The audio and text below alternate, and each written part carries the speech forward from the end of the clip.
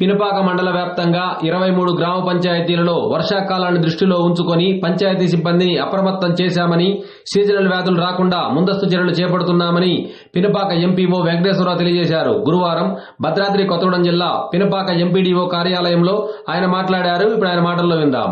నీరు నిల్వ ఉంచే ప్రదేశాల్లో నీరు పోయేటట్టు కాలువల్లో నుంచి ఏర్పాట్లు చేస్తూ ఆయిల్ బాల్స్ స్పేర్ పెట్టుకొని, అదేవిధంగా ఫాగింగ్ చేయడానికి మందు ఇవన్నీ కూడా రెడీగా పెట్టుకొని రోజుడిసి రోజు ఫాగింగ్ చేసి ప్రజలు ఎటువంటి ఇబ్బందులకు గురి కాకుండా, వాళ్ళకి సీజనల్ డిసీజెస్ ఏమీ రాకుండా ఏం జాగ్రత్తలు తీసుకోవాలో వాటన్నిటినీ కూడా ప్రతి పంచాయతీకి తిరిగి సెక్రటరీని అప్రమత్తం చేస్తూ ఉన్న శానిటరీ సిబ్బందితో ముందస్తు చర్యలు చేపట్టడం జరుగుతుంది ప్రతి పంచాయతీలో.